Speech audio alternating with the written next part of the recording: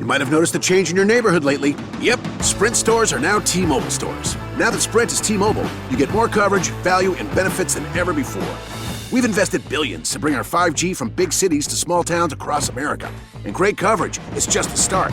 From high-speed mobile hotspot data to weekly deals and giveaways, our customers get tons of great benefits. Head to your new T-Mobile store to learn more.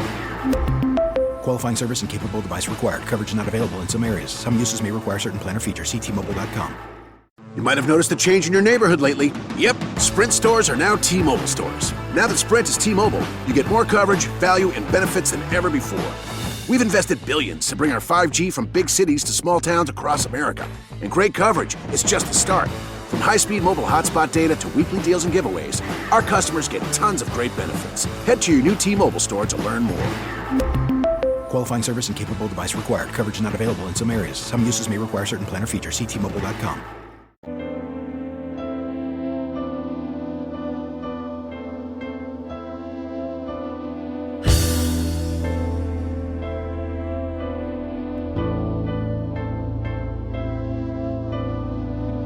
You were ready when the walls started shaking, stood steady as they tumbled down, kept your head through the falling and breaking.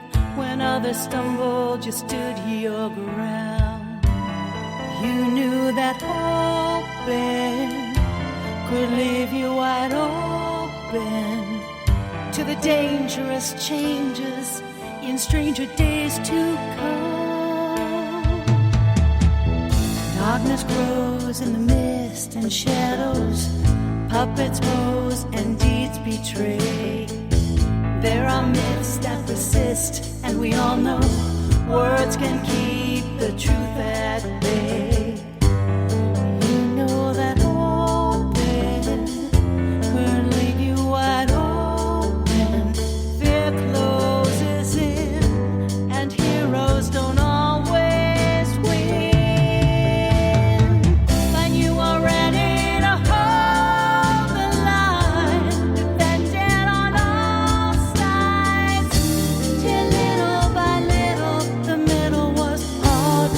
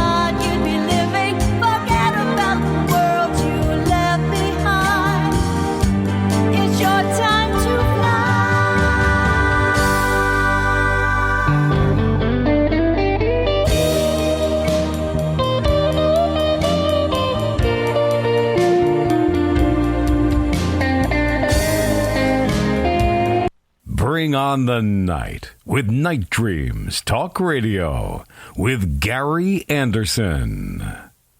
You can advertise your business on Night Dreams Talk Radio, and you will be heard worldwide. Why not contact us at nightdreamstalkradio@gmail.com. The views, opinions, and representations expressed on the Night Dreams Talk Radio Network and its website are those of the hosts, guests, and participants, and are not necessarily those of or endorsed by the network, its affiliated stations and broadcasts, the management, other hosts, or advertisers of the network. The shows found on the Night Dreams Talk Radio Network can, but do not necessarily, promote any particular lifestyle, belief, religion, political affiliation, or other personal practice. These shows are for entertainment purposes only, and are not intended to treat, diagnose, and or claim any cure of disease or condition, or give any medical or legal advice. Coming to you from some far point station, like a cosmic tumbleweed, both north and south of the Pleiades, here's your host, Gary Anderson. Well, good evening, good morning, depending on your time zone. Well, it is Friday, the 27th. I don't know. Boy, time is going by so fast. People are panicking. A lot of things are going on in our state of Washington. One is that we're getting back close to a lockdown again. The hospitals are starting to panic because now you can't even go see your relatives in the hospital. People are also panicked because in a few days, well, you know what? People are going to start being evicted out of their houses and apartments and tents and all that stuff. Yeah, I said tents, yes. Here in Tacoma, not too far from us, they're going to clean up the areas where all these people have been living in tents. Really getting kind of scary. The virus is kind of, changing. And, again, it's on the upswing. Again, they're talking about, like I mentioned yesterday, food is going to go up in prices. There's going to be a shortage in food here very, very shortly. So you better stock up on toilet paper. Yes, I'm saying toilet paper again. And baked beans and whatever you can cram into your cupboards to, maybe pass a couple weeks or a month of a shortage. I don't know. James, what do you think? Yes, I still can see Costco. The bell rang in slow motion around the corner. They came and elbows were flying and old ladies on the ground. It was horrible. Yeah, I mean, I would think we have learned our lesson. And then what's going on in Afghanistan right now, it is really getting really scary out there. Again, like I mentioned last night, James, why didn't we, as the military, why did we leave all this aircraft, Humvees, vehicles, thousands of vehicles, weapons of all sorts, ammunition, bombs, and all the rocket launchers, rockets, and all this stuff? Why did we just leave it for they could just come over and take it? It is really, it astounds me how our military thinks. We should have, if we couldn't have packed it out, we should have destroyed it. I don't know how you feel, but that's my feeling. Yeah, well, believe it or not, there's a long history of our military doing that, going back many wars. It's just cheaper to leave it or throw it in the ocean or whatever than to bring it back and they write it off or whatever. It's sad but true. But you're right. Other people come in and take advantage of it, and some of that stuff can be extremely dangerous. Well, it can be used to kill other people. That's the part. Maybe even our own people. And that's what really astounds me, that it should have been destroyed. At least the weapons and the ammo should have been destroyed. They should have, maybe stayed there another couple weeks longer to dispose of this stuff. No, you don't have to dump it in the ocean, but you can certainly destroy it for, that it could not be used, or the majority of it couldn't be used.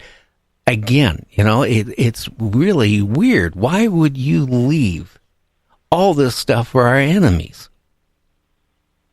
No, that's so true. And money. And you would think money. Right. Money. Right. Pallets of billions of dollars of U.S. currency that is going to flood. Our economy is going to go, very shortly.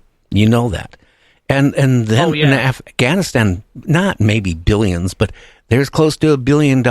It was on pallets there of U.S. money that was left there. I mean, what more stuff could they could get to, well, for terrorists and all that. It's scary how the mindset of the government and the military think. It truly is. And, there would be no lack of volunteers to store that money in their garage or basement anywhere in the United States, I'm sure. But, yeah, that's just ridiculous. I couldn't imagine doing that. And you're right. It's going to tank the economy. The economy is already in trouble as it is. No, I know. It just really, a lot of things are going down. And I don't know right now. I mean, you got evictions coming up, James. It just in a matter of, a week or so, people are going to be evicted out of their houses. And then you got that. And then you got people with their extended unemployment. Yes, there is people taking advantage of it. And then there's other people that aren't. I mean, let's face it. You own a house, you're married, you have 2 or 3 kids.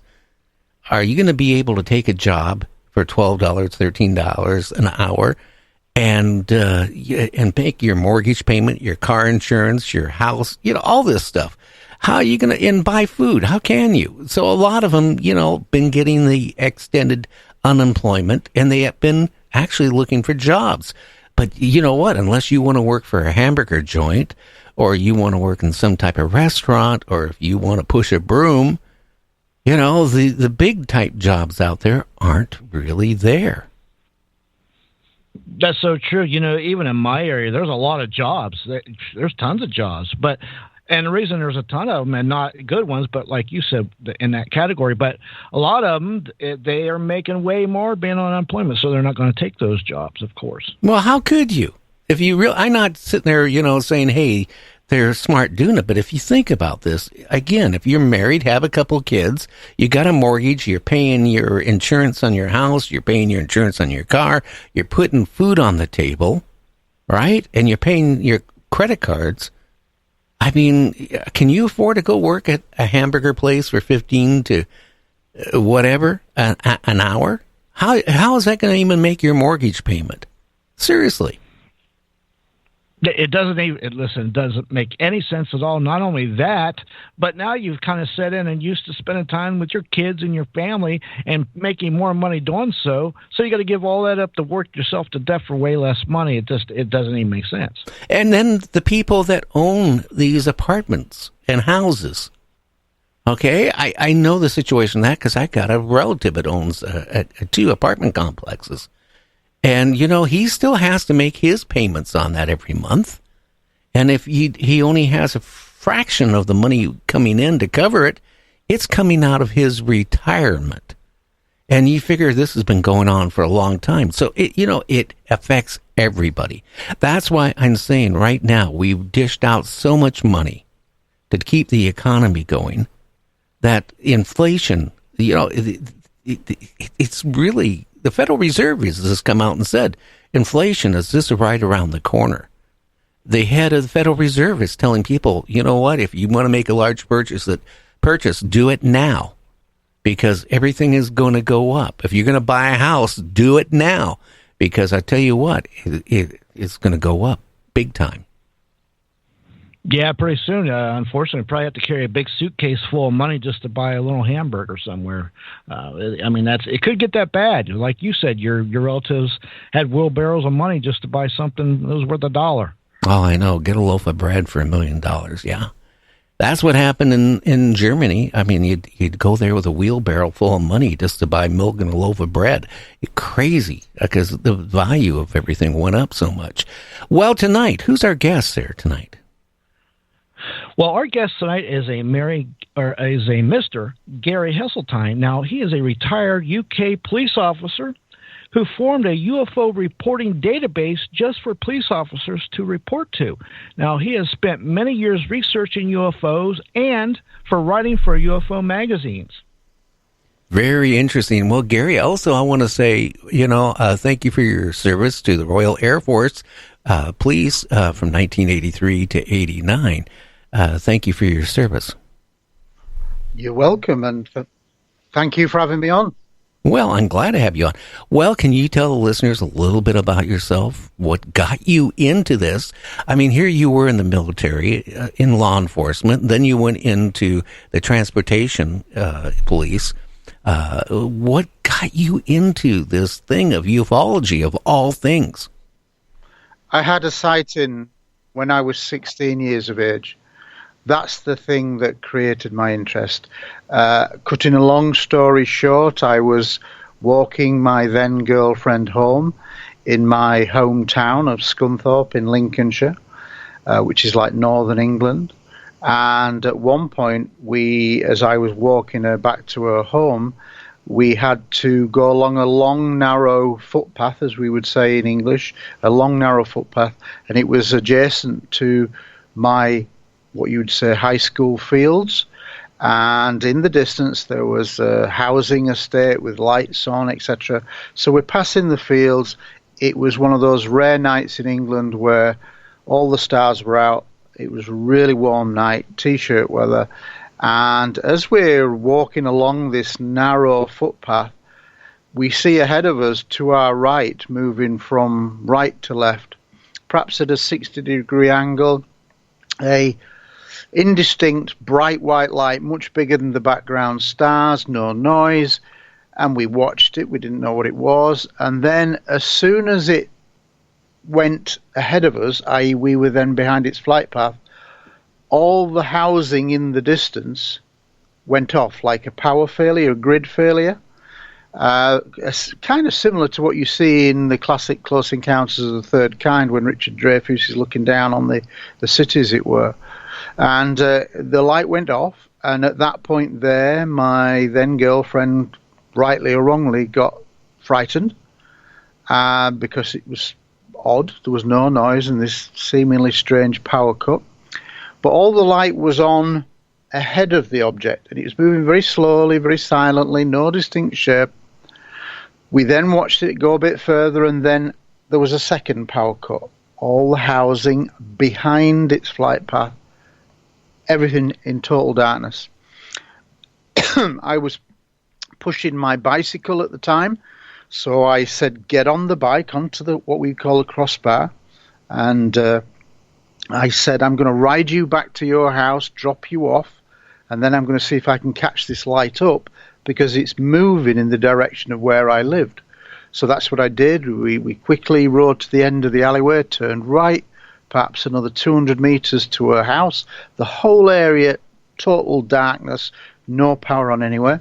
Dropped her off quickly, went racing back along the same footpath that we'd originally seen the object. Got onto a main road at the end of that footpath called Grange Lane South, and I raced for about 3/4 of a mile as fast as I could go.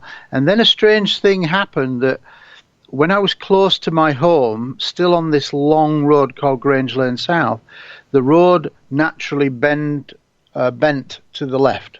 So as I'm riding forward, the road would bend to its left. And at the point of the bend, I could see that the power was still on. So I was in total darkness, but as I approached the bend where it was bending to the left, the power was on. So I don't know why, but instinctively, as I rode from the darkness into the light, I instinctively looked over my right shoulder and saw that I'd managed to get ahead of this slow-moving light. So I went round 2 corners, Westerdale Road, Baysdale Road, where I lived, dropped my bike outside, rushed inside. My parents were having a cup of tea. We would say supper time, so maybe 8:30, 9:30 p.m. And I said, come outside. I think there's going to be a power cut caused by this strange light. And they just looked at me, bemused as you would. They didn't move, so I ran through the hall, out through the kitchen, out through the back door, into my garden, turned around to look back at my semi-detached house, just in time to see this object that I'd been chasing coming over my rooftop. And I was at the end of the garden, quite a long garden, and instinctively, and I don't know why, I put my hand up as if I'm answering a question in class, straight up, making like a 90 degrees. And guess what? As soon as that object passed beyond my 90 degrees, and therefore I was behind it, entire area plunged into darkness. How creepy is that? That is really creepy. That was creepy because it's ridiculous to think that I could predict a power cut. So I realized that whatever that light was, and I don't know what it was, but whatever that light was, having moved from one geographical position to another, approximately a mile distant, that light must have had some kind of interaction with the power grid. And I knew nothing about UFOs, flying saucers at that time. What did I do afterwards? Well, we weren't even on the phone in 1976. I had to would have to go to a shop nearby to ring. Well, who am I going to ring? So it's not exactly a big sign up. If you see a flying saucer, ring somebody. So I didn't do anything. I didn't even look in the local paper. But funnily enough, maybe 7 or 8 years after this incident had taken place, and having never had any other kind of corroboration, just as I was going public with my police database that I created, I attended a UFO conference, and basically I'd been the Friday night guest. It was a 3-day conference, and afterwards people came up wanting to speak to me, and there was a line of people, and eventually after 3 or 4 people, this person came to me who I didn't recognize at first. He was completely bald, but it turns out that he was somebody I knew from school, and we weren't great friends, but we knew each other, but I just didn't recognize him because he was bald, totally bald. I just didn't recognize him. And he said, I think I saw what you saw. And I said, what do you mean? And the hairs went up on the back of my neck. He said, well, not far from where you were, we were playing in the street football, and we looked up and we saw this object, and then suddenly it was plunged into darkness. And he said it was the same year, the summer of 76, which was in the UK, one of those rare long hot summers in the UK. And it's very famous as probably being the hottest summer in the 20th century.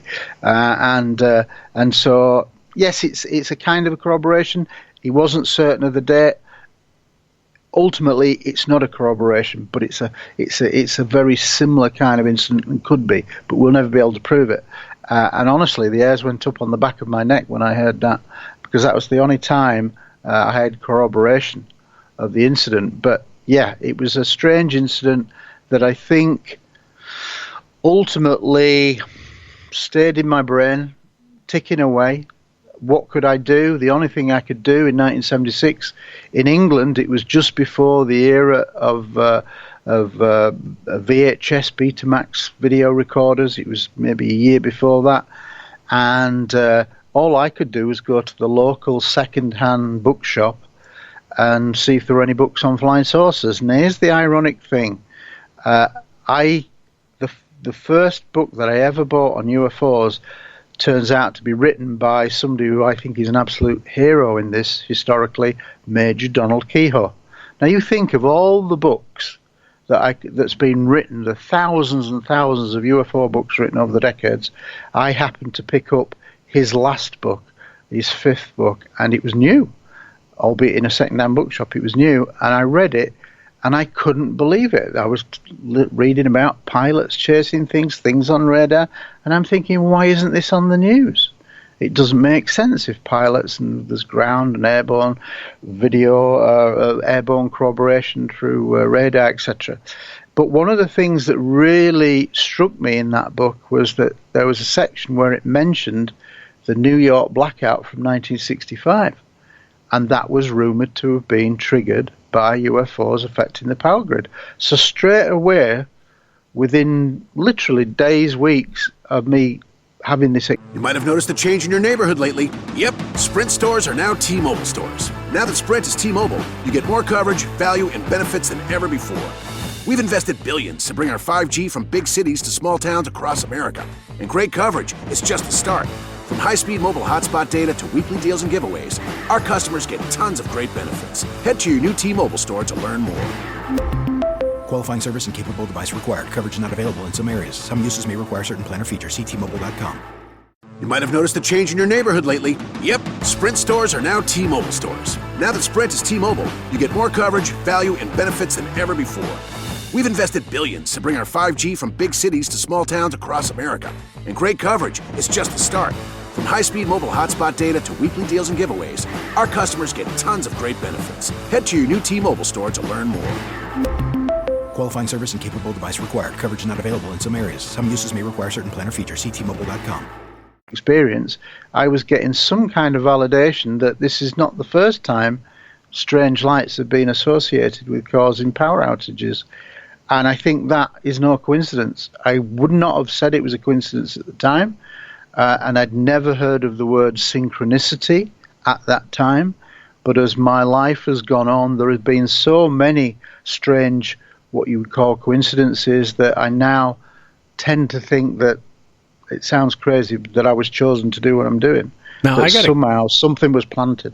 Now, Gary, how old were you again when you saw that light and you were 16. 16 years of age. But I didn't go public with my creation of the unofficial UK national database for police officers until I was 42 years old. But when this happened when you were 16, did you tell your mom and dad, hey, I think I saw that? How did they respond to that?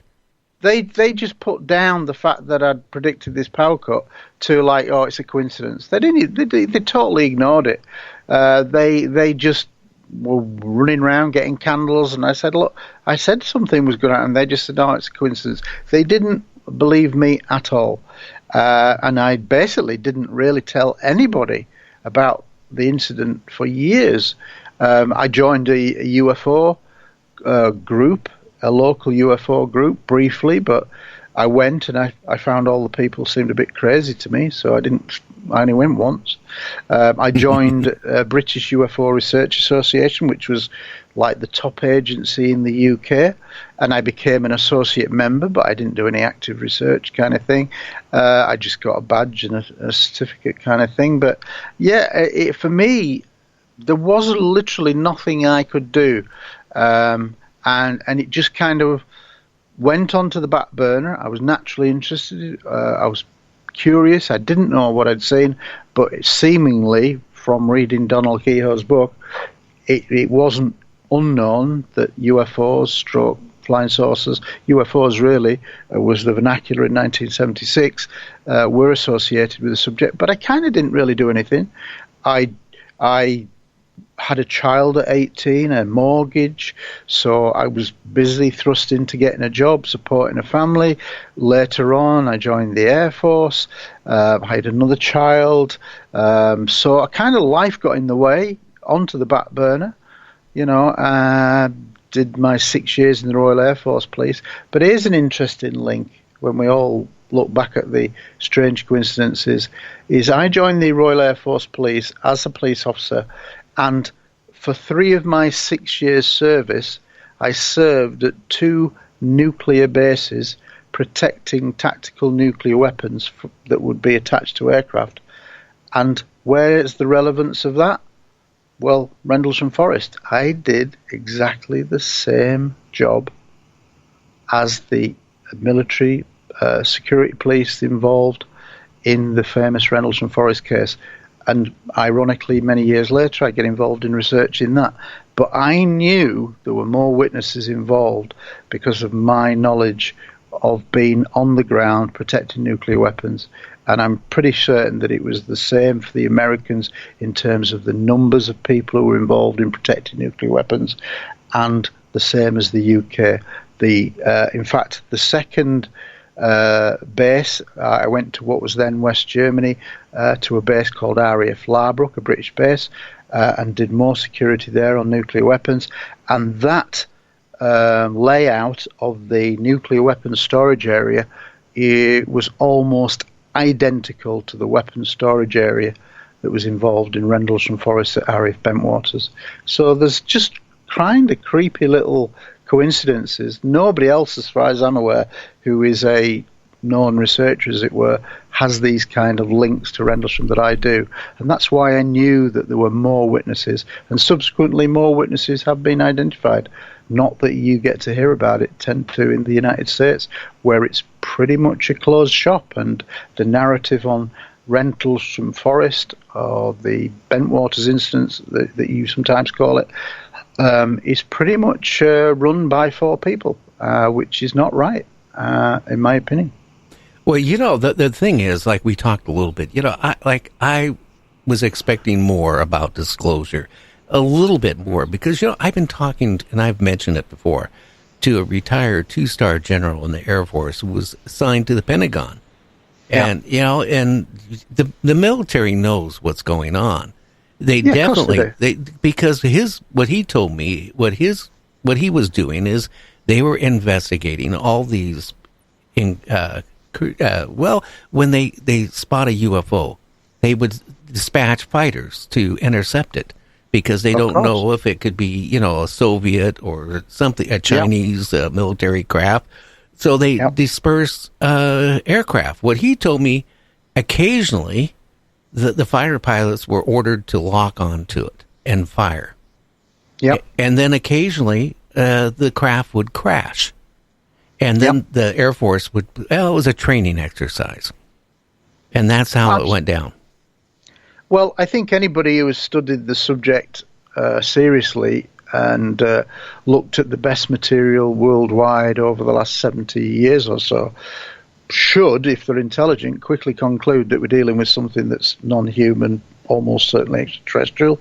There is more than enough high-caliber witness category witnesses, multiple witness corroboration, multiple radar, ground airborne radar confirmations, fantastic cases. And there's been some fantastic research done in the past. Scientific research, there's been great work done, but it seemingly has never been enough to make the Americans, who control the subject, historically they've controlled the subject worldwide since the 1940s, literally since Roswell, and anybody has kind of always said, or universally more or less, that whoever retrieved a flying saucer would become the most powerful nation on the earth. And I think that's what America did. America has controlled the subject worldwide, and I think the secrecy is largely down to America. Now, you could argue, why was the secrecy? Well, I can understand secrecy. Okay, Gary, we have to hold on. We got to go on break. Yep. We'll be back with Gary.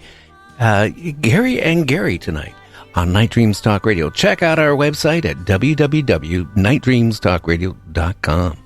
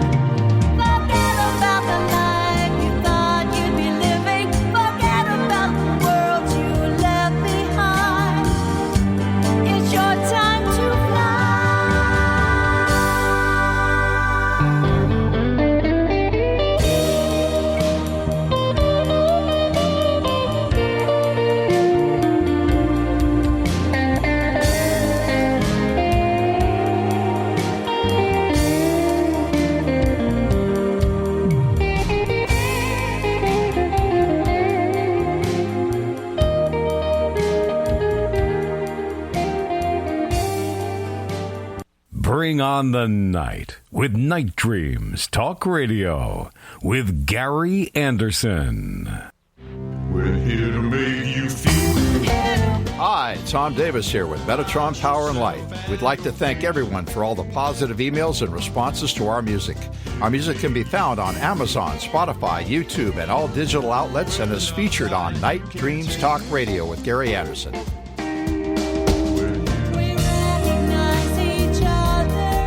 Metatron Power and Light is a band that deals with esoteric subjects, the paranormal, and other topics that engage the spirit and mind. Visit metatronpowerandlight.com to learn more. We are facing a time of great change, and the future is unwritten. But when we come together and seek answers, we expand our awareness until we begin to see the unseen.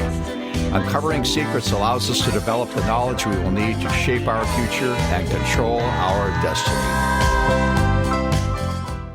You are listening to Night Dreams Talk Radio Network, from our compound to you worldwide, with your host, Gary Anderson. That is me. Well, hey, Gary, we are back. And boy, I tell you what, I'm trying something new. It's iced tea with orange, and I kind of like it. What's going on with ufology really has me concerned, because there's so many people, as you know, are cranking out books on the subject faster than than my mind can comprehend it. Have you noticed that one? Well, I'm not sure that there's... Well, I guess there is been an increase because there has been a lot more media coverage over the last year, so no doubt people will see it as an opportunity that there's a bigger audience. And there certainly has been a lot more mainstream coverage, especially in the run-up to the release of the DNI report on 25th of June. I'm not going to knock people. I would bring a book out. There's nothing wrong with that, providing you've got something to say. Just throwing out another generic UFO book and you've not done any genuine research yourself, I don't really see the sense of those. I think if it's new research, if it's something you've done personally, then it's an asset and should be out there.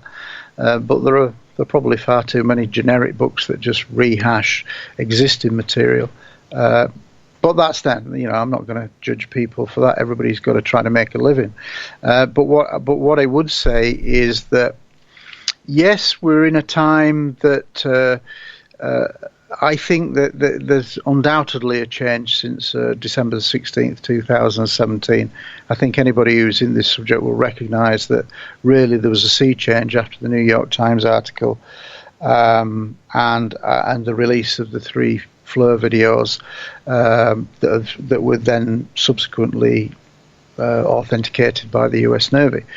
We're in a different place. If those 3 videos hadn't have come out, I would have said the odds of us in our lifetimes getting what I would class as a proper disclosure would be extremely slim. However, following the release of those 3 videos, I think we have moved a long way. And I think that the DNI report, followed by the then subsequent change in the reporting procedures, i.e. the armed forces of America, the Army, Navy and the Air Force were all had to use the same forms to report, and subsequently more legislation just passed now. I think it's Article 345 in a fiscal act that's just going through. Basically, they have reiterated that every 90 days there has to be, from the intelligence services, a classified report to Congress. Now, I would argue that there should be, with every classified report, there should be an unclassified section similar to what we had. They should be reporting soon, and I'm kind of hoping that the mainstream media, who aren't reporting in it as much as they were, but there are still significant changes where people like Scientific American, Popular Mechanics and things like that. I even read Space.com, interviewing Leslie Kean about UFOs, and that's basically an astronomy website interviewing a UFO researcher, UAP researcher. That would be unheard of, and that would not have happened unless that article came out in 2017. So we are, I think, now much closer, and I think that the technology that's been acknowledged, it's no doubt now that we're dealing with craft. That's a major thing.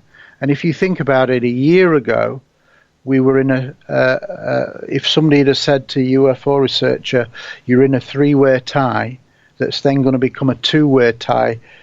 Is it ET or is it foreign adversary? Which is basically what the equation is at the moment, because America has said it's not us. Whether you believe them or not is another matter. However, they're basically ruling themselves out. So they're trying to say it's either foreign adversary or ET stroke non-human. Well, if a year ago somebody had given you 50-50 odds, every ufologist in the world would have said, I'll take those odds, because we've never been in a 50-50 race like that. And we all know, in decent researchers, that the foreign adversary explanation doesn't exist, because historically what is seen now and the flight characteristics seen now matches what was seen 70 years ago, 80 years ago. Second World War, for example, objects were seen hovering, instant acceleration. The Twining memo said basically the same, incredible rates of maneuver, etc. Then they're not fictitious, they're real. Well, I think now technology is at a point in terms of the sensors, and this is what a lot of people have been saying. Luis Elizondo has been saying this, Chris Miller's been saying this, is that basically the technology is now evolving to the point where these things are being seen much easier. And so either you ignore them or you admit that they're there. And unfortunately, the likes of Chad Underwood, David Fravor, Ryan Graves, etc., have gone on the record, Alex Dietrich, etc. So we've now got a wealth of top pilots now coming out, and it's very hard for the public, and it's very hard for the mainstream media to dismiss these pilots now, especially because it's backed up by these footage.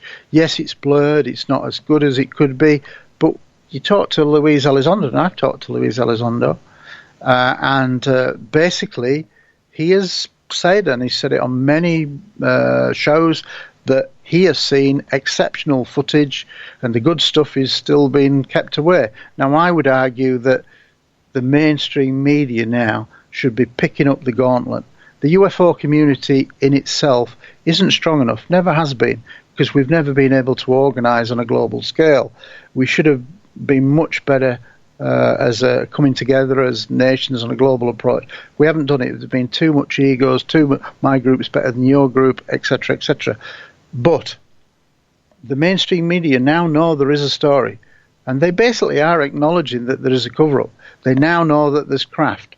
I'm hoping that the mainstream media will pick up the gauntlet and do what they've not really ever done before, and do their job, investigate the best evidence, and let's get rid of the stigma, and let's really push for the truth. And the more they do that, they will be the ones that will create the pressure on the politicians to reveal more. But I think that the fact that we have moved to a reporting system, the more unified reporting system, I think the fact that we're now talking about craft, it's no longer lights in the sky. So we've made a major leap forward, but it's not enough.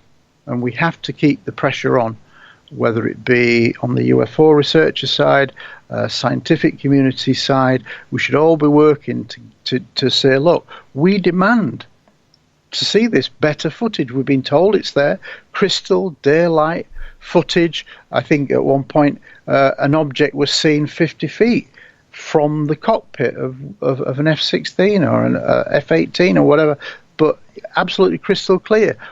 Elizondo has said it. So, yes, you can take all the sensitive data and that would give rise to how it was recorded. Get rid of all that, but let's just cut it down and let's just show the clear images. And as was apparently said by some of the people in the Defense Committee in Congress who basically saw the classified version and the 40 minutes of footage that we didn't get to see in the public, the press didn't get to see.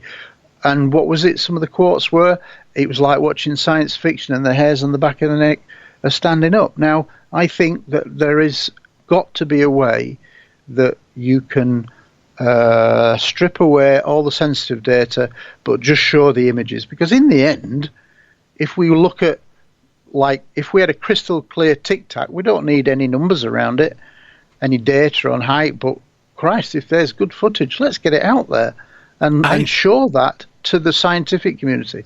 We should be releasing all the information that's coming from the likes of the Omaha, the Princeton, the Nimitz instance, all the radar, ground-based radar, all the pilot telemetry data should be released for scientific scrutiny. And I am absolutely convinced that the more we do that, the more the scientific community and the press will realize that it's not foreign adversary. The characteristics are way too much. As Luis Elizondo said, what did he say? 50 to 1,000 years jump in technology. Well, this is not next generation. This is 50 to 1,000 years ahead. So, you know, at the moment, I'm a bit frustrated with the media because I think they are struggling to get their heads around that there is this real story. Well, there is, Gary. But here's the thing you got to look at. You know, I remember just watching a couple months ago an interview of a Navy pilot and the other navigator in a craft that they went out to intercept a UFO, and it was on the Roosevelt situation, and they said it dropped down from a high altitude to water level. Almost instantaneously. Nothing we have can have it. Here's what the other thing, you know, doing a talk show so long, interviewing people about UFOs, because it's a hot subject. And I only wish Art Bell could have lived long enough to see what's going on. But here's the thing, that maybe the government's not trying to come out with too much because we don't know if these ETs or these craft are friendly or not. I get all these people who claim they were abducted, Gary, and on the show, and some of them say, you know what, they're here to save mankind, but I don't see where they've done anything to save mankind.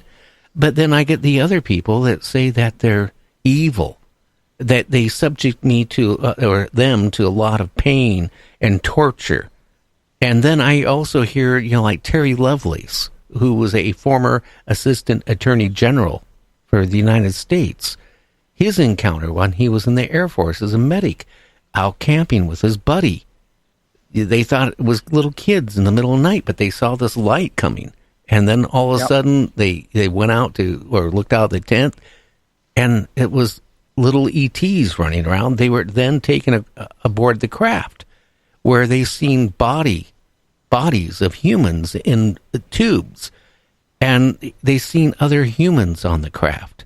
And for some reason, they were released. But like Terry said, when that craft took off, there was humans on that craft. So what is going on? I mean, is it enough? Maybe it's a horror story where the government doesn't want to come clean because maybe they're scared. Well, I could panic. Or the guy down the street could panic. It could be mass panicking.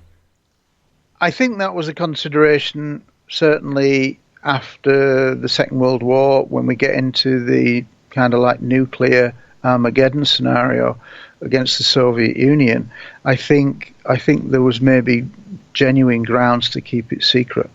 But for me, when the secrecy should have ended is when the Soviet Union collapsed. I think, 1991. That's when, you know, the Berlin Wall comes down, Soviet Union collapses. That's when there should have really been, get round the table, let's get this out there.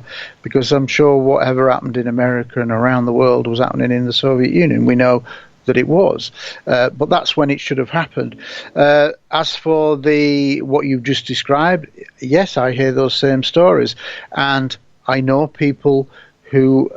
Saving starts with Xfinity. Get a great price on Xfinity Internet. Plus, ask how to get an eligible 5G phone on us. And for a limited time, $300 back when you add Xfinity Mobile. Go to Xfinity.com/start saving. Call 1-800-XFINITY or visit a store today. Restrictions apply.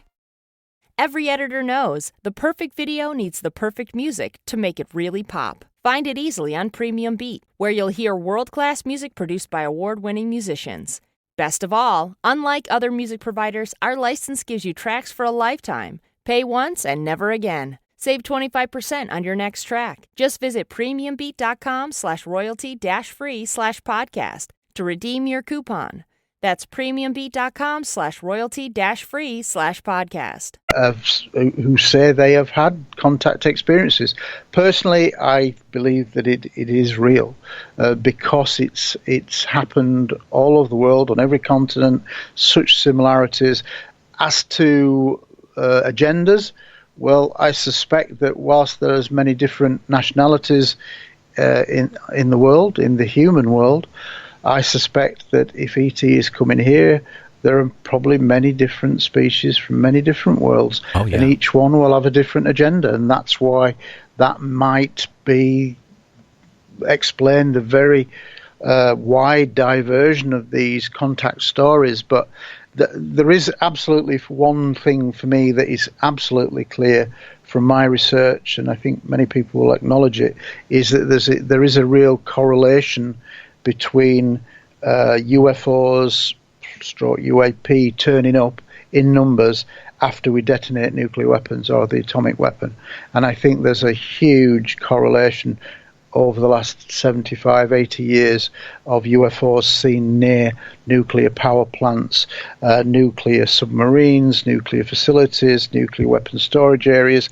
And that says to me that they are interested in nuclear weapons, not as like I like them, but the inference is you are playing with fire and you could destroy this beautiful planet. And so I do think that there is an element there. You talked about threat. Well, some people are talking about threat in the airspace. Well, technically anything flying around in your airspace that can come and go with impunity is an air safety threat. No two ways about it. However they've framed it, I get that. So it gets a serious discussion. I get that. However, historically, in terms of threat, there does not seem to be a pervasive threat. There have been some instances where people have been hurt through UFOs, especially in South America, but generally not reported. But there was a very famous incident in Colares in the Amazon region, where many people were being attacked by beams sent down from UFOs, and they were creating like triangular patterns burned into their flesh, and it got so bad that the army had to be called in, and there was a 4-month research program. But that's one of the best cases in the world, the Colares. But most people, and I would suspect a lot of people outside of America, a lot of Americans never even heard of Colares in the Amazon.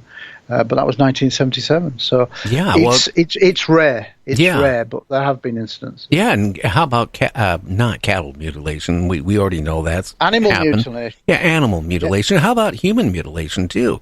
You know, again, around the Amazon. I've heard of rare cases. I've seen photographs of rare cases, and the injuries, if real in the photographs, appear to be identical to that of animal mutilations, i.e., no blood at the scene, organs removed with surgical precision, not torture, not predator, same kind of organs being removed, usually genitalia, eyes, etc., tongues. So yes, if you look at it in that's again strikes me that there is another species doing some kind of genetic experiment on the human race. But all of this is incredibly new to what I would call 95% of the world. In the UFO community, we're all aware of animal mutilations, crop circles, all being like under the banner.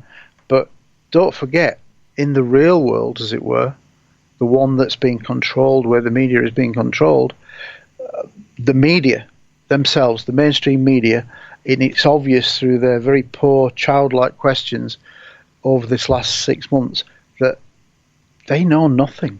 They're almost childlike. They ask childlike questions because they didn't believe it was real, and now suddenly, whoa, we're going to have to think about this. I mean, I remember watching Chris Cuomo before the report came out, and he's on CNN, and he's going, I can't believe I'm doing this, a serious interview, you know, we're talking about flying saucers, what's going on? And that has been seen many times. A lot of the I've seen reports from around the world. I remember watching an Australian piece at the same time as the DNI reports coming out, and they're joking, like a joke that it was 10 years ago, but it's not a joke. we're not talking lights in the sky anymore. We're talking craft. And now it's really about where are they from, what do they want? And yes, at the moment, we're stuck in this halfway house in the media that they're not quite sure whether, are we really serious that this could be real? Or do we just want to focus on foreign adversary? But the foreign adversary argument, more or less even now, has been ruled out. When you listen to Marco Rubio, Chris Mellon, Luis Elizondo, Leslie Kean, etc., Ralph Blumenthal, it doesn't add up because the technology isn't there. It's too big a leap. Things that can travel at 13,000 miles an hour, pull 600, 700 Gs, no wings, no propulsion systems, obvious propulsion systems. It's way beyond what we've got. Now, we're either looking at something that's extraterrestrial or non-human. And in my capacity as the Vice President of the International Coalition for Extraterrestrial Research, in our oath that everybody has to sign who becomes a national representative, it's basically, we say it's very complex. It's been going on for 70 years, but we acknowledge that we're dealing with an intelligence, that it's real. We're dealing with an intelligence and that it's likely to be extraterrestrial or stroke non-human. What do I mean by non-human? That allows for the fact where quantum mechanics comes in, quantum physics comes in, where they're saying that it could be interdimensional, multiverse, when we split the Higgs boson particle, they're saying that there were multiple dimensions seen in that split fraction of a second. So we're led by physicists who are saying that technically these things are now possible. So the non-human side has been added to say, well, it could be from some parallel universe. It sounds crazy, but it could be. It could be, but I had Michio Kaku on the show, and we were talking about multi-universes, parallel, all that. Yeah. Here's the thing: they're very close to cracking the fifth dimension, which means then portals could be possible. Parallel universes could be. But let's be honest. Like I always say on the show, we're not the only camper in the campground. They're discovering every week. They're discovering another planet with water on it, with oxygen on it, that could support life. We're not. Again, mankind have always thought we are superior. Okay, and we're not. Well, I think a proportion of society has thought that. That's the way our arrogant self has presented ourselves, that we are the only sentient being in the universe. But that is rubbish, and we now know it's rubbish. And going back to Michio Kaku, somebody I'd love to meet, his attitude changed considerably after he saw the 3 Fleur videos, and he has changed his opinion completely to say, well, we can't replicate these movements, we can't do it. And he now, I think, basically says it's now for the mainstream community to prove that it's not extraterrestrial or likely extraterrestrial. So he's completely changed. But then you've got people like Neil deGrasse Tyson, who, whether he's playing a game or just got his head in the sand, he's just playing around it, and he's doing the classic skeptic scientist, but it doesn't add up. It really doesn't. And he's on a loser, because think of Avi Loeb. He's now launched the Galileo project, and part 3 of their 3-pronged attack is to look at the UAP phenomenon. Now, the only thing that I would say on that is, when I've looked at all the people who's involved in the Galileo project, I'm saddened by the fact that they have not got one recognized top UFO UAP researcher on there. Because it's a bit like going into a library and just searching for a book without going to the librarian and saying, have you got this book? Generally, UFO researchers, UAP researchers are not scientists, but there are plenty that are and have been, and they've done some great work. And for them not to have that wealth of experience at their disposal that could cut so many corners, because they'll say, well, what about this? Has there been any decent scientific? Well, yeah, go to NARCAP. Go to, Richard Haynes, all the research that's been done there. There's some great research. Well, what about other scientific data? We'll go to the Battelle Institute, special report number 14, look at the data on that. these were excellent scientific studies done in as best they could do in the era that they took place. But if you literally just load it with scientists who literally know nothing about the UFO history and the phenomena, yeah, they might read a book, they might watch a documentary. It's not the same as somebody having 30 or 40 years of investigative and research capability, who is like a walking encyclopedia. I think the Galileo project needs somebody now. I might be meeting Avi Loeb soon, as in an ICE capacity, or liaising with him, and certainly one of ICE's members is an astronomer who is going to be featuring a book with Avi Loeb shortly to be released, I think before Christmas. He's called Eamon Ansborough from Ireland, and he's going to be in this book, but we're also going to be at a conference soon in Europe, and hopefully he's going to turn up in person, Avi Loeb, because I'm going to be there. Eamon Ansborough, several other national representatives, Rice, are going to be there.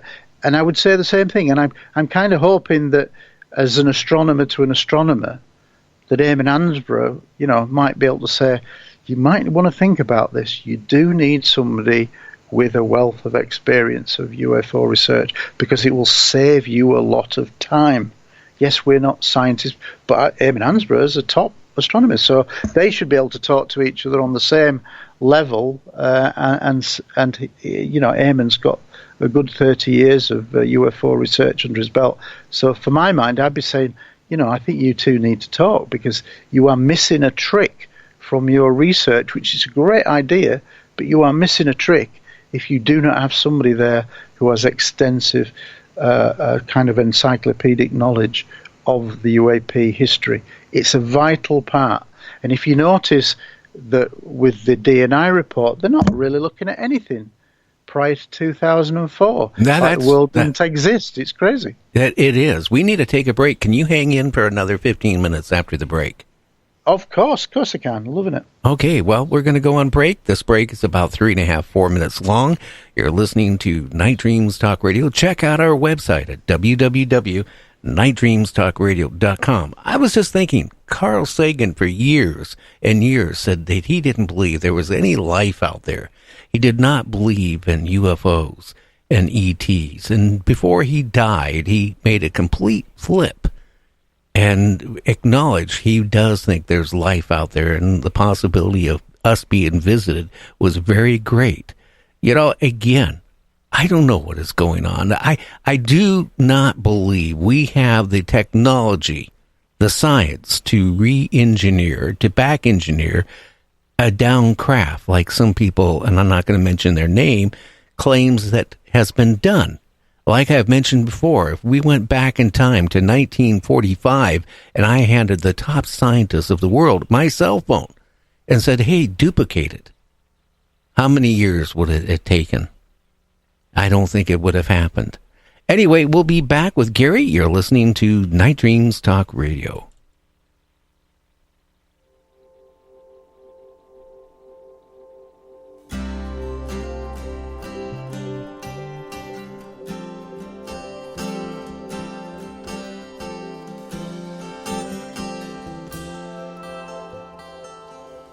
You and I,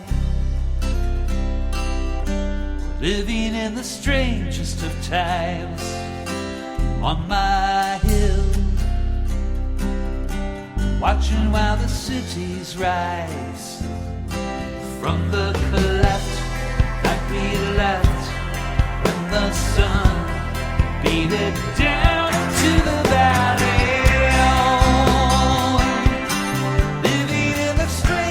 Of times, you and me, watching while the cities rise and fall like rain. Seems that I knew you before, but when I knew you then. Funny how the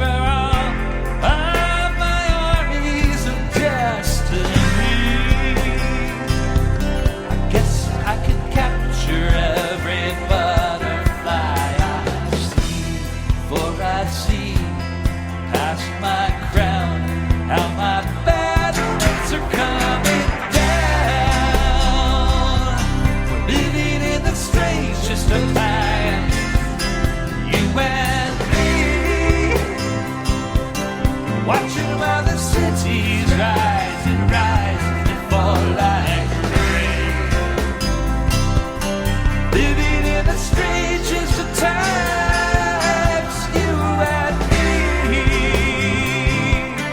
watching while the cities rise and rise and fall like rain, fall like rain, fall like rain, fall like rain, fall like rain, fall like rain, they fall like rain, they fall like rain. You can advertise your business on Night Dreams Talk Radio, and you will be heard worldwide. Why not contact us at nightdreamstalkradio@gmail.com. Do you have a paranormal story you want to share on Night Dreams Talk Radio? You could be a guest. Email us at nightdreamstalkradio@gmail.com. Good evening or morning, depending on your time zone.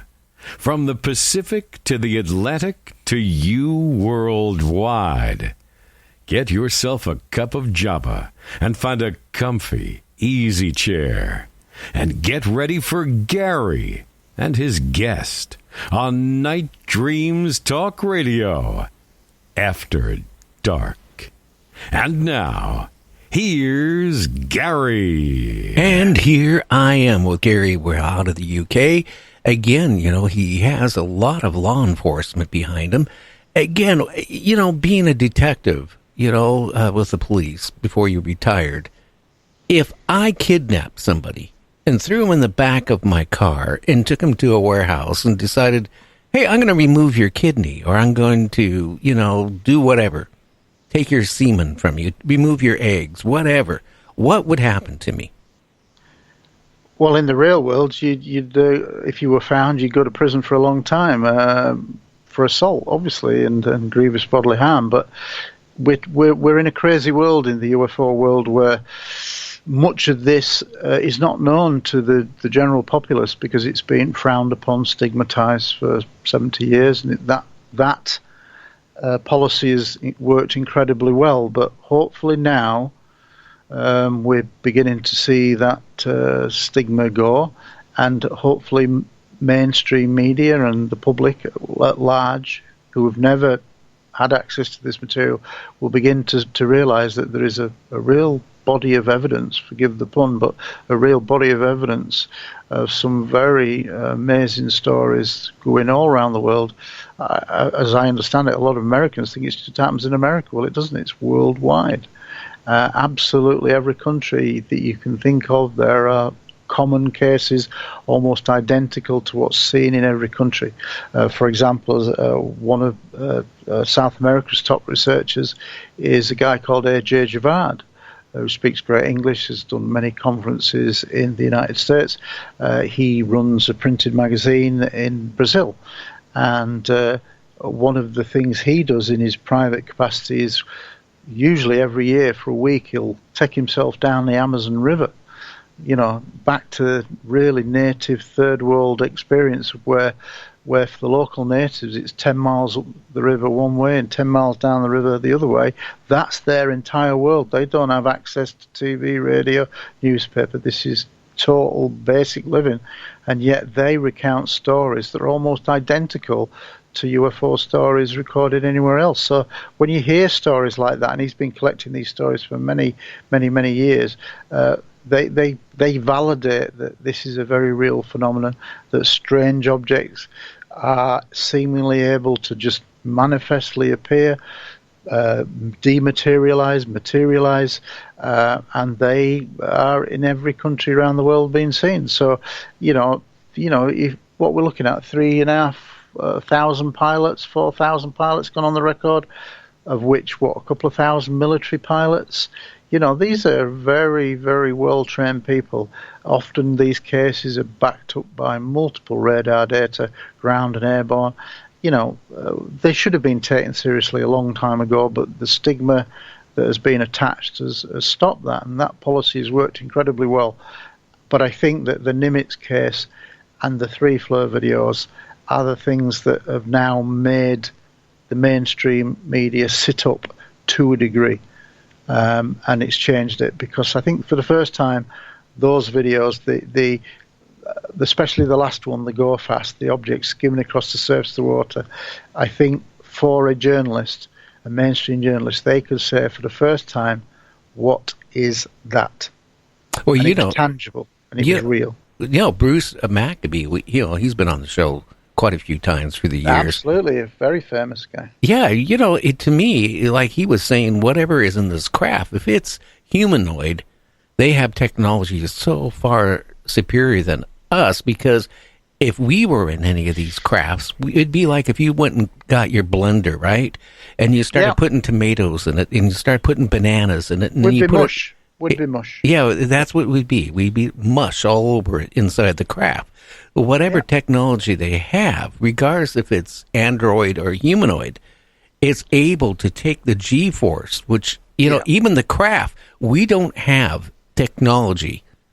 Well, as you said earlier, when you mentioned Kevin Day with the Princeton and linking to the Nimitz, multiple objects, 9 or 10 objects dropping down from 80,000 feet to 50 feet above the water in 0.8 of 1 second.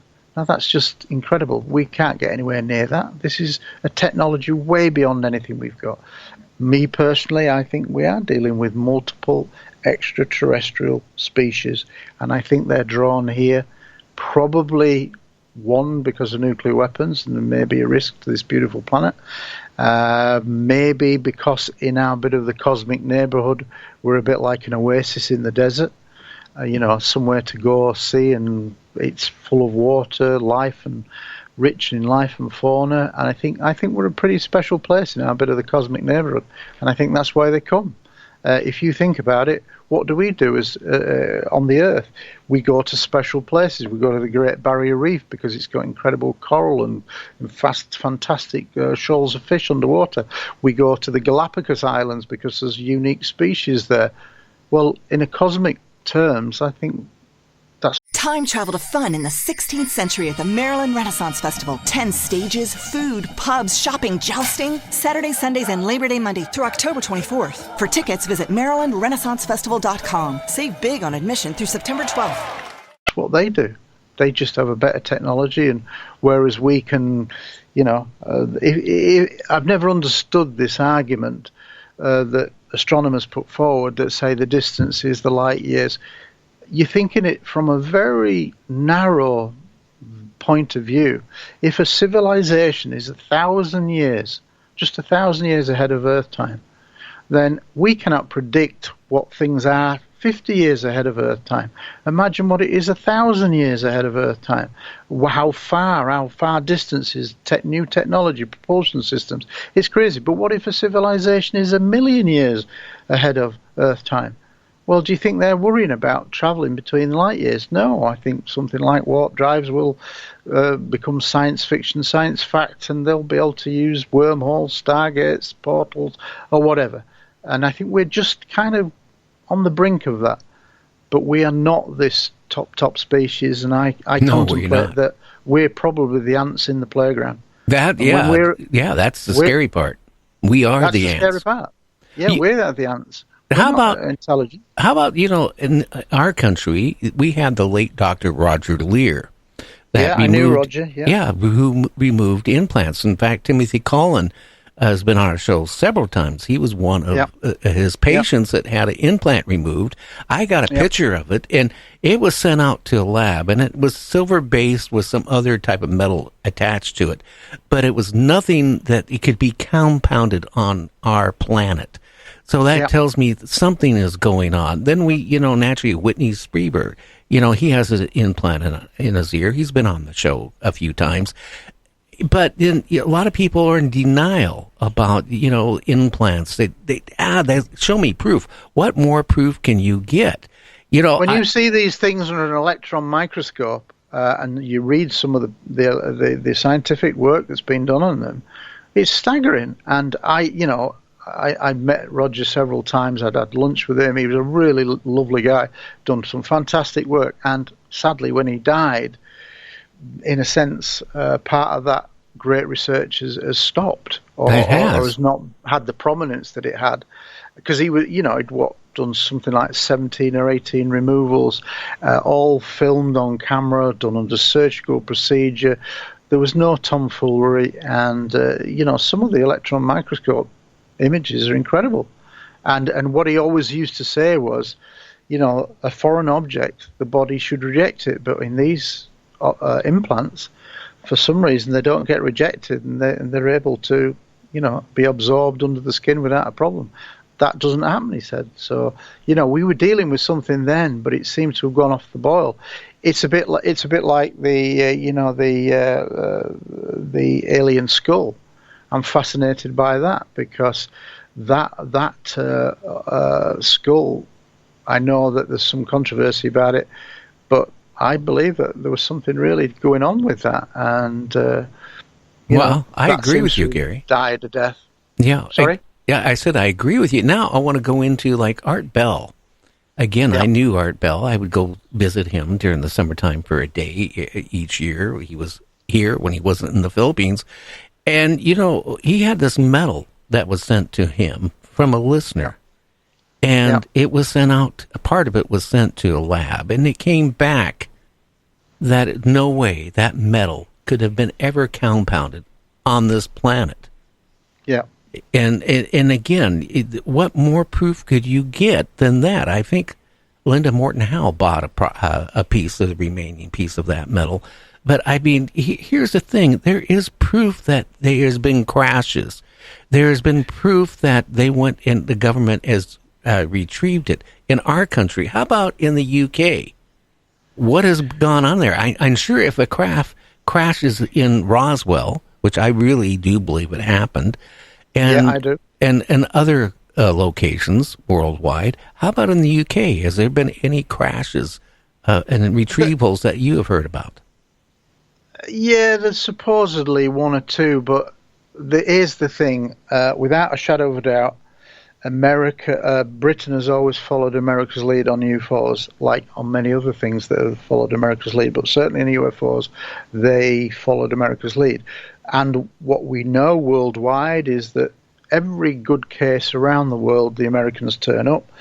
I'm sure that America does have retrieval teams for crashes, and I'm certain that they go all around the world. So if something had crashed in the UK, I think an American team would quickly come in and recover it, take it away, never to be seen again. Well, I know supposedly, again, I'm going back, Art Bell had a retired general from the South African country. Yeah, that, they went out because they first thought it was a crashed plane, and they went out there, and it was a UFO. And again, supposedly our government came and retrieved it. Absolutely, and I know a little bit about that case. I can't go into it, but I do know somebody who has got some information on that, and I might get involved in that in the future with further research. But yeah, that case in South Africa is well known, and I think exactly the same.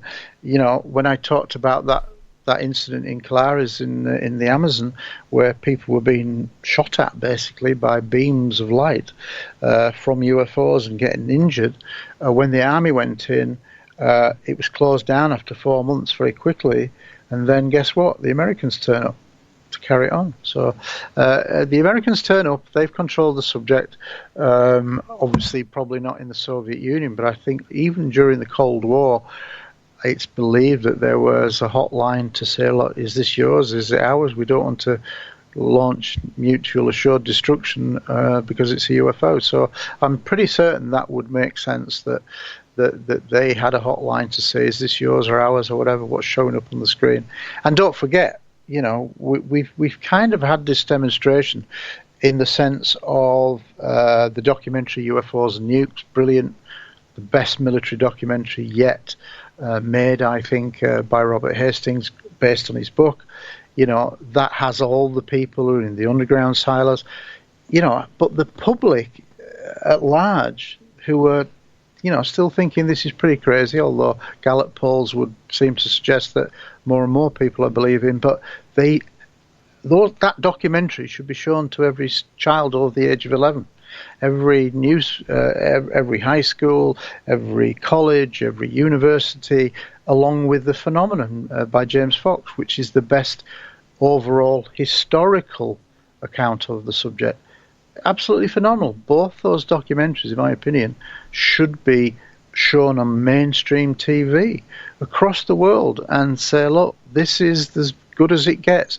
Watch this, and if you do not come out of watching those two films with like, wow, this is real, then I think it would have a profound effect if they showed those documentaries, especially through the schooling system, because in time, those documentaries and others that will emerge, we will be doing history courses, university courses in UFO history. And when it does emerge, whenever that is, hopefully in my lifetime, but whenever that is, there will be degrees in UFO research, historical, and they will be rewriting the latter 20th century again, because we'll now know that there was influences on many policies that came because people were trying to keep this secret away. And it sounds kind of conspiratorial, but the evidence is there. And I think the mainstream media are just beginning to realize that they have been lied to for 70 years. Oh, yeah. And but they've got to get involved now. They have to pick up the gauntlet, in my opinion,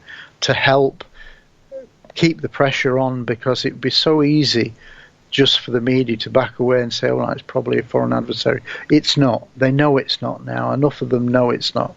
And they need to do their job and start investigating, akin to Watergate. They didn't let it go. People, journalists, kept prying and prying until the truth emerged and the story came out. That's what they've got to do with the truth about UFOs and the cover-up that's been going on for 70-plus years. They've really got to go after it in terms of investigative journalism, which they haven't done until now. Well, here's the thing. Let's be honest here. You know, if you lie, and you start off with a lie as a young man, let's say you did something, and you lied about, I didn't do it. And then, you know, through the years, somebody comes back, well, we think you maybe did. No, I didn't do it. Yeah. Here's what the governments have been doing. They lied. We'll go back to Roswell. We know something happened when they announced that they had a crashed UFO. It hit all the newspapers. Yeah. Undoubtedly, whoever opened their mouth didn't have permission to do it because they recanted it by the morning. And they said, no, it was a weather balloon and all this stuff. But they first came out and said that it was a craft. Absolutely. They tortured, the military went into Roswell and threatened all these people. If it was a weather balloon, why would they threaten people? They wouldn't do that. And it was crazy anyway, because Jesse Marcel had been out there. He knew what weather balloons were.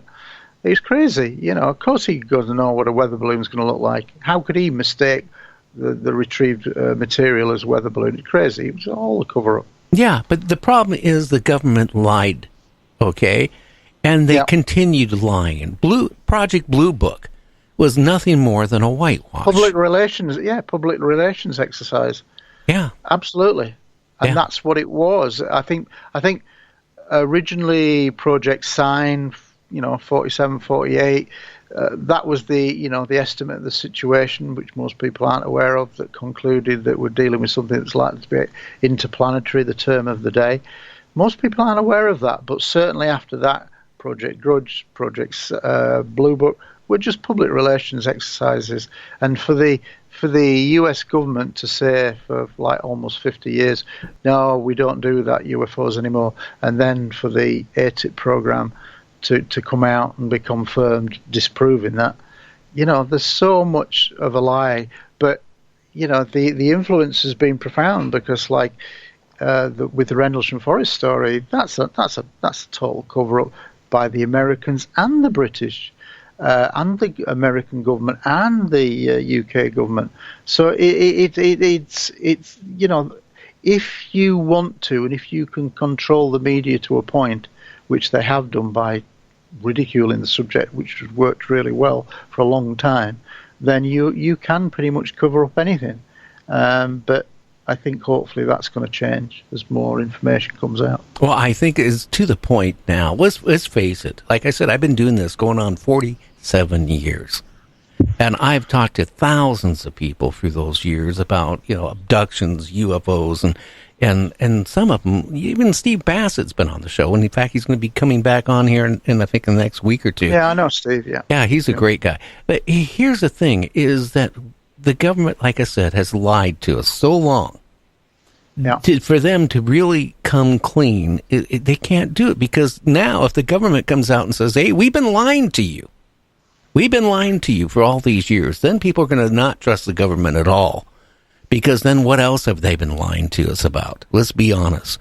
If they had lied to us about this situation, I don't know. At this point, what I want to know is if any of these ETs are a threat to me, my family, your grandkids. Are they a threat? I don't know. Because you know what? They're not telling us anything. And I agree. And that scares people. Yeah, of course it does.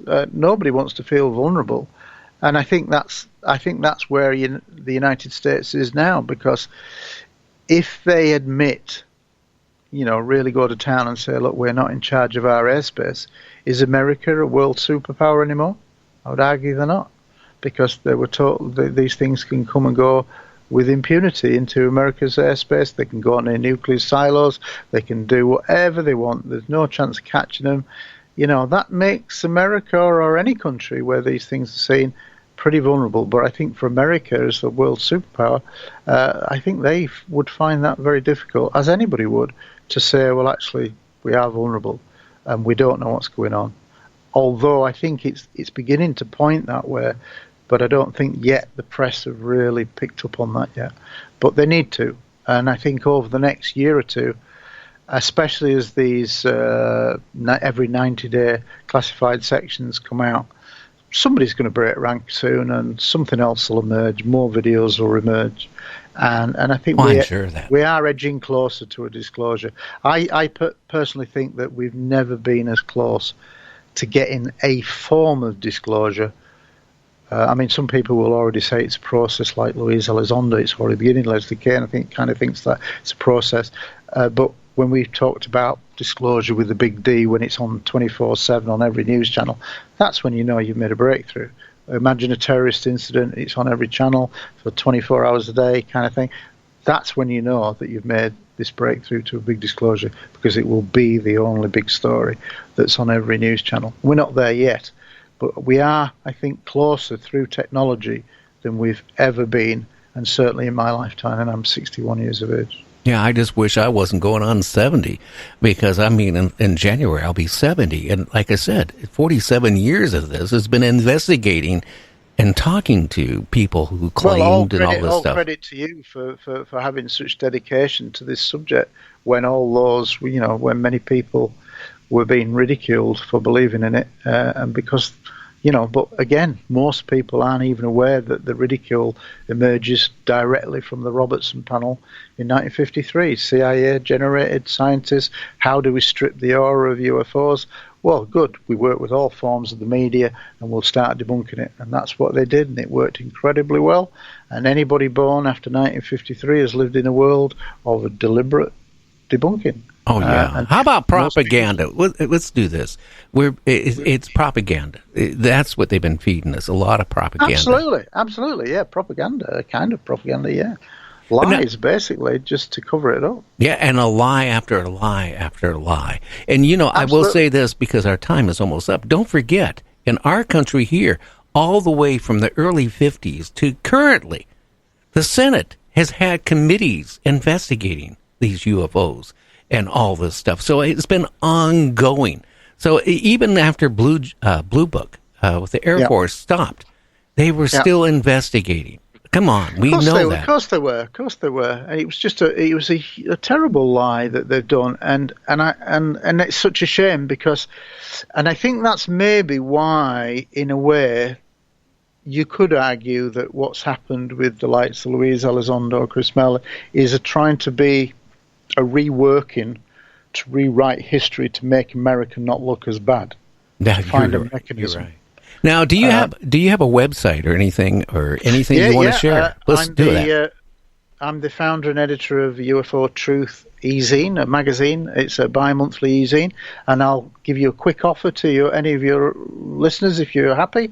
Basically, the first 50 people that email me at heseltinegary@hotmail.com. You can get the details at the end of the show or in the titles, but heseltinegary@hotmail.com. The first 50 people that email me and say I was on with Gary on the show tonight, they'll get a complimentary copy of UFO Truth e-zine, which is a 96-page bi-monthly e-zine featuring many of the top researchers in the world, articles by many of the top researchers. So, that's www.ufotruthmagazine.co.uk. What I want you to do is send the link to your website to my producer. And within the next day or two, I'll go ahead and put it up on my website for a couple of days. Yeah, I'll do that. Yeah. Yeah, we'll do that for you. And if you want to just look at police sightings, I'll send that link too, because I've got a website just for the police sightings. That's how I initially became known, because in January 2002, I launched an unofficial national database for police officers to collating, recording, and speaking to usually retired police officers who felt a bit more comfortable coming forward with their accounts historically.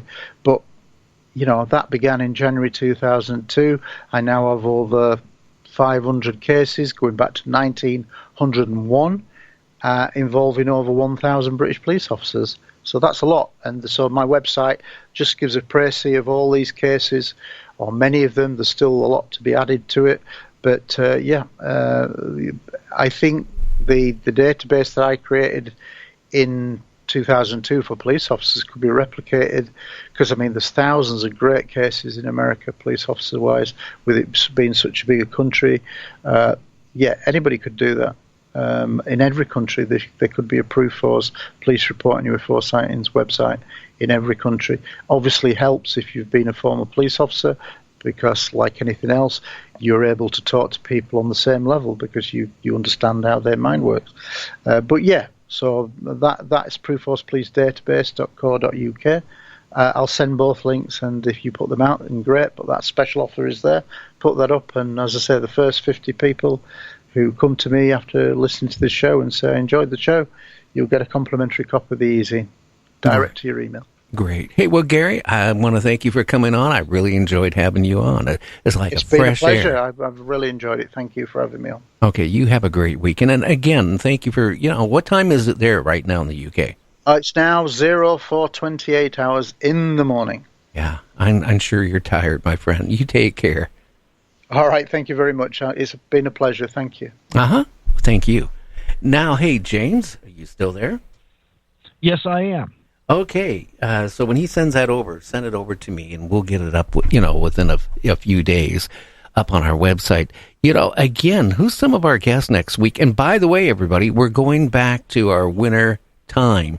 So we're going to be on Tuesday to Friday. Isn't that starting next week? That is starting next week. And next Tuesday, our guest is going to be James Trey Hudson. And he's retired military and police. And he's got, he's investigating an area, all aspects of paranormal, something like Skinwalker Ranch. That's Tuesday. And that starts off, you're right, our winter months, a full Tuesday through Friday week's worth of shows. Oh, yeah. Now, when's Steve Bassett on? Steve Bassett is going to be on September the 7th. And that's going to be a good one. Oh, yeah, it's a good one. So make sure you tune in. And we'll be back to 90 minutes long, starting on Tuesday of next week. So we'll be on Tuesday through Friday starting next week. And I want, again, to any new people out there who are watching us on YouTube, please hit the subscribe. And it's important you hit the like. And, YouTube is still fairly new to us. We're trying to build that up. Listenership-wise on the internet, we're pumping anywhere from 3 to 7 million listeners. Isn't that cool, James? That is a lot of listeners. I'll tell you, you don't realize that, but that's a lot. And we're on 7 radio stations, not 47 like we used to. We're on 7, and, eventually we'll start adding more, stations. But I tell you what, this is a small operation. I handle all the board. James does the booking. A lot of times I say, book this person, and he has to research and find that person for the show. But I mean, it's basically a 3-man operation. And again, when I do the show, I'm doing the commercials, I'm doing everything all here. And I got one more computer to add on this weekend. And we'll be up to 13 computers running to do the show, feeding out to the radio stations, the internet, our servers, and everything. I tell you what, I'm surprised the house hasn't burnt down, because my studio is in our house, and I'm sure I'm drawing a lot of current. And maybe an ET will fly by and try to figure out what is going on with all this data going into this place. Anyway, till next Tuesday, everybody have a good one. Again, hit the like and subscribe on YouTube. Tell your friends about us, and check out our website at www.nightdreamstalkradio.com. Everybody, you have a good one, and we'll catch you on the other side.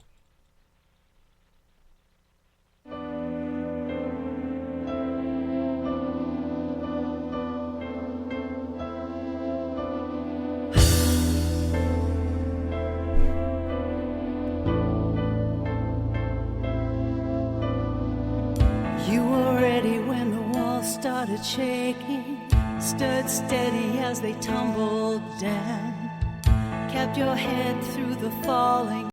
New hot and iced Sunrise Batch Coffee from Dunkin'. A bright and balanced, full-bodied blend brewed so you can get summering from sunrise to sunset. And even after that, because that's when you can show off those string lights you hung in the backyard. Or rehung. Enjoy a medium, hot or iced Sunrise Batch Coffee for $2. America runs on Dunkin'. Price and participation may vary. Limited time offer. Exclusions apply. Switching to Geico is a good idea, especially when you consider everything. First off, Geico makes it easy to switch. They have licensed agents available 24/7 online or over the phone. But if it's so easy, you might start thinking everything is easy, even big wave surfing. And it's not. It's actually quite difficult. Well, if you switch to Geico, you could save hundreds on car insurance. And you could keep saving by bundling your motorcycle, boat, and RV, plus your home or renter's insurance. But saving money might lead you to make some questionable purchases, like a 20-foot feather boa. And do you know how hard it is to clean a 20-foot feather boa? Well, they do have an industry-leading mobile app you can use to pay your bill, file and manage a claim, or add a new driver. But when life gets a little easier, it makes you too confident. And you start calling everyone Ace. And you're better than that. Well, Geico has a 97% customer satisfaction rating and has been saving people money for 85 years. It's hard to beat that. But you're right. Switch to Geico. It's obviously a good idea.